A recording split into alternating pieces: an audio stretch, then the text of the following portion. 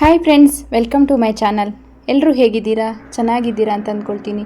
ಹಾಗೆ ನನ್ನ ಚಾನಲನ್ನು ಯಾರಾದರೂ ಮೊದಲಿಗೆ ನೋಡ್ತಾ ಇದ್ದರೆ ಪ್ಲೀಸ್ ಸಬ್ಸ್ಕ್ರೈಬ್ ಮಾಡ್ಕೊಂಡು ನೋಡಿ, ಹಾಗೆ ಬೆಲ್ಲೈಕನ್ನ ಪ್ರೆಸ್ ಮಾಡಿ.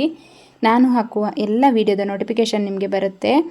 ಇವತ್ತು ನಾನು ಗೆಣಸಿನಿಂದ ಇದು ಮರಗೆಣಸು ಅಂತಾರೆ, ಕೋಲ್ಗೆಣಸು ಅಂತಾರೆ, ಇನ್ನೊಂದು ಕುಂದಾಪುರ ಕನ್ನಡದಲ್ಲಿ ಗುಟ್ಟುಗೆಣಸೇನೋ ಹೇಳ್ತಾರೆ, ತುಂಬ ಹೆಸರಿನಿಂದ ಕರೀತಾರೆ. ಈ ಗೆಣಸಿನಿಂದ ಇವತ್ತು ಒಂದು ಸಾಂಬಾರು ಮಾಡೋಣ ಅಂತ ಮಾಡ್ತಾಯಿದ್ದೀನಿ. ತುಂಬ ಸ್ಪೆಷಲ್ಲಾಗಿ ಸಾಂಬಾರನ್ನು ಮಾಡ್ತಾಯಿದ್ದೀನಿ. ಅದು ಯಾವ ರೀತಿ ಮಾಡೋದು, ಹೇಗೆ, ಏನು, ಎಂತ ಅಂತೆಲ್ಲ ನೋಡ್ಕೊಂಬರೋಣ ಬನ್ನಿ. ಈಗ ನಾನು ಇದನ್ನು ಫಸ್ಟಿಗೆ ಸಿಪ್ಪೆಯನ್ನು ತೆಗಿಬೇಕು. ಇದು ತುಂಬ ಎಳೆದಿದೆ, ಜಾಸ್ತಿ ಬೆಳೆದಿದ್ದಾದರೆ ಅದರ ಸಿಪ್ಪೆ ಬಿಟ್ಕೊಂಡು ಬರುತ್ತೆ. ಅದೇನೆ ಈ ರೀತಿ ಕಟ್ ಮಾಡಿ ತಗೊಳ್ತಾ ಇದ್ದೇನೆ. ಇವತ್ತು ನಾನು ಇದನ್ನು ಪೀಸಸ್ ಆಗಿ ಕಟ್ ಮಾಡ್ಕೊಳ್ಳೋಣ. ಫಸ್ಟಿಗೆ ಗೆಣಸನ್ನು ಪಲ್ಯ ಮಾಡೋದಾದರೆ ನೀವು ಚಿಕ್ಕ ಚಿಕ್ಕದಾಗಿ ಕಟ್ ಮಾಡ್ಕೊಂಡ್ರೆ ಆಯಿತು. ನಾನಿಲ್ಲಿ ಸಾಂಬಾರು ಮಾಡ್ತಾ ಇರೋದ್ರಿಂದ ಸ್ವಲ್ಪ ದೊಡ್ಡ ದೊಡ್ಡದಾಗಿ ಕಟ್ ಮಾಡ್ಕೊಳ್ತಾ ಇದ್ದೀನಿ. ಈ ರೀತಿ ಇದನ್ನು ಇವಾಗ ಒಂದು ಬೌಲಲ್ಲಿ ಹಾಕ್ಕೊಳ್ತಾ ಇದ್ದೀನಿ. ಬೌಲಲ್ಲಿ ಹಾಕಿ ಇದನ್ನು ನೀಟಾಗಿ ಫಸ್ಟ್ ವಾಶ್ ಮಾಡ್ಕೊಳ್ಬೇಕು ನಾವು. ಇವಾಗ ಇದನ್ನು ವಾಶ್ ಮಾಡಿ ನಾನು ನೀರು ಹಾಕಿ ಸ್ವಲ್ಪ ಉಪ್ಪನ್ನು ಹಾಕಿ ಬಾಯ್ಲ್ ಆಗಲಿಕ್ಕೆ ಇಟ್ಕೊಂಡಿದ್ದೇನೆ. ಇದು ಚೆನ್ನಾಗಿ ಬೇಯಬೇಕು. ಜಾಸ್ತಿ ಬೆಳೆದಿರೋದಾದರೆ ಕುಕ್ಕರಲ್ಲಿ ಬೇಯಿಸ್ಕೋಬೋದು, ಇದು ಕರಗಿ ಹೋಗುತ್ತೆ ಅಂತ ನಾನು ಹಾಗೆ ಬೇಯಿಸ್ಕೊಳ್ತಾ ಇದ್ದೇನೆ. ಸ್ವಲ್ಪ ಉಪ್ಪನ್ನು ಹಾಕಿ ಬೇಯಲಿಕ್ಕೆ ಬಿಡ್ತಾ ಇದ್ದೇನೆ. ಇವಾಗ ಇದು ಚೆನ್ನಾಗಿ ಬೇಯಲಿ, ಅಷ್ಟರಲ್ಲಿ ನಾವು ಮಸಾಲೆ ರೆಡಿ ಮಾಡ್ಕೊಳ್ಳುವ. ಹಾಗೆ ಇನ್ನೊಂದು ಕಡೆ ನಾನು ಇದಕ್ಕೆ ಸ್ವಲ್ಪ ಪಾಲಕ್ ಸೊಪ್ಪನ್ನು ಸಹ ಬೇಯಲಿಕ್ಕೆ ಇಟ್ಕೊಂಡಿದ್ದೇನೆ. ಅಂದರೆ ನಾನಿಲ್ಲಿ ಪಾಲಕ್ ಸೊಪ್ಪನ್ನು ಹಾಕಿ ಮಾಡ್ತಾಯಿದ್ದೇನೆ. ಪಾಲಕ್ ಸೊಪ್ಪನ್ನು ಯೂಸ್ ಮಾಡಿ ಮಾಡ್ತಾ ಇರುವಂಥದ್ದು ಸಾಂಬಾರು, ಹಾಗಾಗಿ ಪಾಲಕ್ ಸೊಪ್ಪು ಕೂಡ ಬೇಯಲಿಕ್ಕೆ ಇಟ್ಕೊಂಡಿದ್ದೆ. ಇನ್ನೊಂದು ಕಡೆ ನಾನು ಮಸಾಲೆ ರೆಡಿ ಮಾಡ್ಕೊಳ್ತಾ ಇದ್ದೇನೆ. 1 ಸ್ಪೂನ್ ಎಣ್ಣೆಯನ್ನು ಹಾಕ್ಕೊಂಡಿದ್ದೇನೆ ತವಕ್ಕೆ. ಈಗ ಒಂದು 4-5 ಎಸ್ಲು ಬೆಳ್ಳುಳ್ಳಿ, 1 ಈರುಳ್ಳಿ ಹಾಕಿ ಚೆನ್ನಾಗಿ ಫ್ರೈ ಮಾಡಿಕೊಳ್ಳುವ. ಈರುಳ್ಳಿ ಚೆನ್ನಾಗಿ ಫ್ರೈ ಆಗ್ತಾ ಬರುವಾಗ ಸ್ವಲ್ಪ ಕೆಂಪಗೆ ಆಗಲಿ. ಇವಾಗ ಒಂದು 4 ಹಸಿಮೆಣಸಿನಕಾಯನ್ನು ಹಾಕ್ಕೊಂಡಿದ್ದೇನೆ. ಖಾರ ಜಾಸ್ತಿ ಬೇಕಂದವರು ಜಾಸ್ತಿ ಕೂಡ ಯೂಸ್ ಮಾಡ್ಬೋದು. ನಾನಿಲ್ಲಿ ಖಾರಕ್ಕೆ ಸ್ವಲ್ಪಕ್ಕೆ ಹಾಕ್ಕೊಂಡಿದ್ದೇನೆ. ಇವಾಗ ಚೆನ್ನಾಗಿ ಫ್ರೈ ಮಾಡಿಕೊಂಡು ಈಗ ನಾನಿಲ್ಲಿ ಒಂದು ಟೊಮೆಟೊವನ್ನು ಕಟ್ ಮಾಡಿ ಸೇರಿಸ್ಕೊಳ್ತಾ ಇದ್ದೀನಿ. ಈರುಳ್ಳಿ ಸ್ವಲ್ಪ ಫ್ರೈ ಆದಮೇಲೆ ಟೊಮೆಟೊವನ್ನು ಹಾಕಿ ಫ್ರೈ ಮಾಡ್ಕೊಳ್ತಾ ಇದ್ದೀನಿ. ಹಾಗೆ ಸ್ವಲ್ಪ ಕೊತ್ತಂಬರಿ ಸೊಪ್ಪನ್ನು ಹಾಕ್ಕೊಳ್ತಾ ಇದ್ದೀನಿ. ಎಲ್ಲವನ್ನು ಹಾಕಿ ನೀಟಾಗಿ ಫ್ರೈ ಮಾಡಿಕೊಳ್ಳುವ.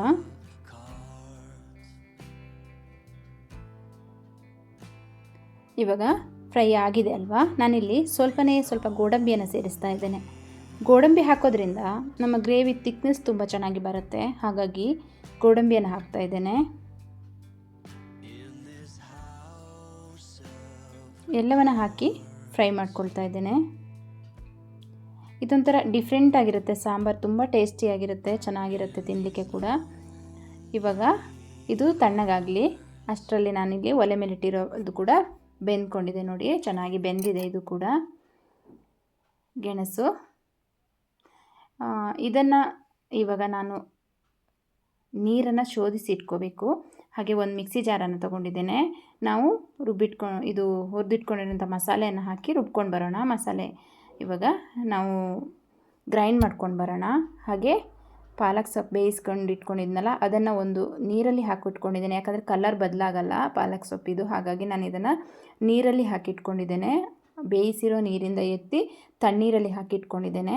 ಅದನ್ನು ಕೂಡ ಆ ನೀರು ಕೂಡ ನಾನು ಹಾಗೆ ಯೂಸ್ ಮಾಡಿದ್ದೇನೆ. ಹಾಗೆ ಒಂದು ಸಣ್ಣ ಕಪ್ಪಲ್ಲಿ 1 ಕಪ್ಪಷ್ಟು ಕಾಯಿ ತುರಿಯನ್ನು ಹಾಕ್ಕೊಂಡಿದ್ದೇನೆ. ಎಲ್ಲವನ್ನು ಹಾಕಿ ಈಗ ನಾನು ಮಸಾಲೆ ರೆಡಿ ಮಾಡಿಕೊಂಡೆ. ನೋಡಿ, ಈ ರೀತಿ ರುಬ್ಕೊಂಡು ಬಂದಿದ್ದೇನೆ. ಇವಾಗ ಎಷ್ಟು ನೈಸಾದರೆ ಸಾಕು. ಒಲೆ ಮೇಲೆ ಒಂದು ಪಾತ್ರೆ ಇಟ್ಕೊಳ್ಳೋಣ. ಪಾತ್ರೆ ಬಿಸಿಯಾಗಿದೆ, ಎಣ್ಣೆ ಕೂಡ ಹಾಕ್ಕೊಂಡಿದ್ದೇನೆ. ಎಣ್ಣೆ ಬಿಸಿಯಾಗಿದೆ. 1 ಸ್ಪೂನು ಇಲ್ಲಿ ನಾನು ಸಾಸಿವೆಯನ್ನು ಹಾಕ್ಕೊಂಡಿದ್ದೇನೆ. ಸಾಸಿವೆ ಚಿಟಪಟ ಅಂತ ಇದೆ. ಇಷ್ಟರಲ್ಲಿ ನಾನು ಕರಿಬೇವನ್ನು ಹಾಕ್ಕೊಳ್ತಾ ಇದ್ದೇನೆ. ಕರಿಬೇವು ಸ್ವಲ್ಪ ಚಿಟಪಟ ಅನ್ನುವಷ್ಟರಲ್ಲಿ ನಾನೀಗ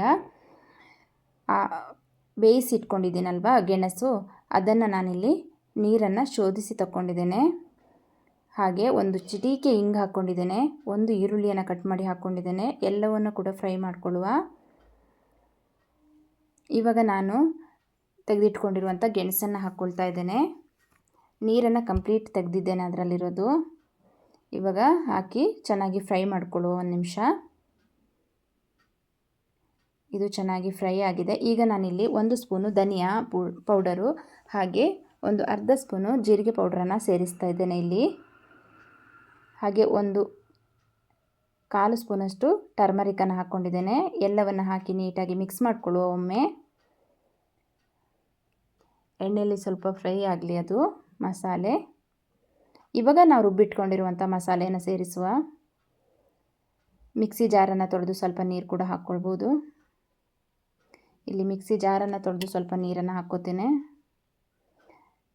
ಒಮ್ಮೆಲೆ ನಿಮಗೆ ಗ್ರೇವಿ ಥರ ಬೇಕಂದರೆ ನೀವು ಈ ಥರ ದಪ್ಪಗೆ ಕೂಡ ಮಾಡ್ಕೊಳ್ಬೋದು. ನಾನಿಲ್ಲಿ ಸಾಂಬಾರು ಟೈಪ್ ಮಾಡ್ತಾ ಇರೋದ್ರಿಂದ ಸ್ವಲ್ಪ ನೀರನ್ನು ಆ್ಯಡ್ ಮಾಡ್ತೇನೆ. ಆ ಥರ ಮಾಡಿದರೂ ಚೆನ್ನಾಗಿರುತ್ತೆ.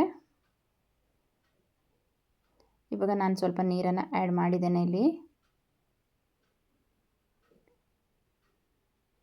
ಇದು ತುಂಬ ಚೆನ್ನಾಗಿರುತ್ತೆ. ನಮಗೆ ಸೇಮ್ ಪನ್ನೀರ್ ಕರಿ ತಿಂದ ಥರ ಆ ಥರ ಟೇಸ್ಟ್ ಕೊಡುತ್ತೆ. ತುಂಬ ಚೆನ್ನಾಗಿರುತ್ತೆ. ಈಗ ರುಚಿಗೆ ತಕ್ಕಷ್ಟು ಉಪ್ಪು ಹಾಕಿ ಚೆನ್ನಾಗಿ ಇದನ್ನು ಕುದಿಸಬೇಕು.